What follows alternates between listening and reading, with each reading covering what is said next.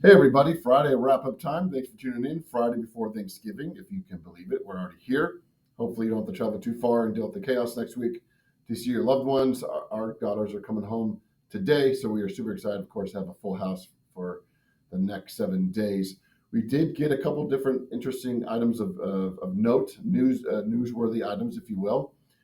Finally, now that the government's up and running, that does affect interest rates a little bit. First and foremost, let's talk about the Federal Reserve. So they released the minutes from their October 29th meeting.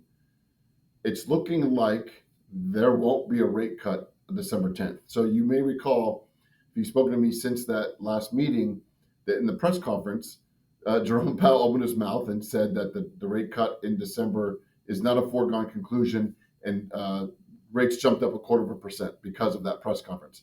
Well, now the minutes have been released from that meeting, and he unfortunately wasn't lying.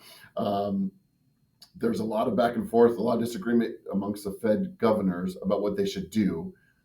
It seems to be that most believe there is a rate cut needed. However, they disagree on the timing because they feel like inflation's too sticky. So we'll see what happens. But right now, it's looking like there will not be a rate cut. As far as economic news coming out of the government, now that it's finally open, they released jobs numbers for September, because remember, we were shut down in October, so they couldn't release that. It was a mixed bag. So September added more jobs than expected, I think about 70,000 more.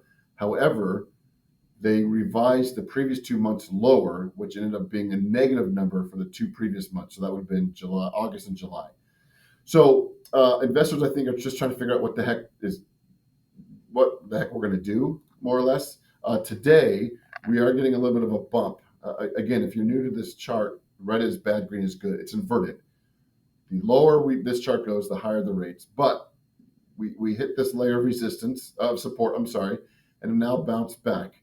We need to get through these two lines if we can. Those are called layers of resistance to get us higher so we can get lower interest rates. So we do need better economic news or something to freak out investors, quite frankly, to drive money into the 10-year treasury and into mortgage-backed securities to where we can get higher, we can make this run like we did. This is where we were when the Federal Reserve Chairman opened his mouth. We were sitting pretty, then he made those comments, and you can see the drop or the increase in rates. So we're trying to get back there.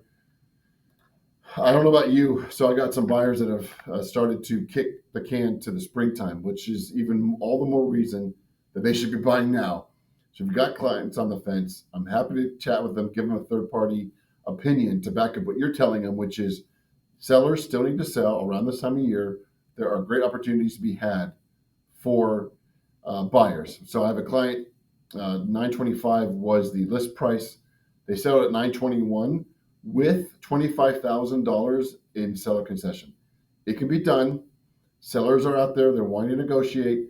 We just got to lead our buyers and unfortunately tell them time and time again that this is why it's a great time to buy, and go into all the reasons. So if you want to do a deeper dive on that and talk about different talking points or scripts with your clients, let me know. Have a very happy Thanksgiving.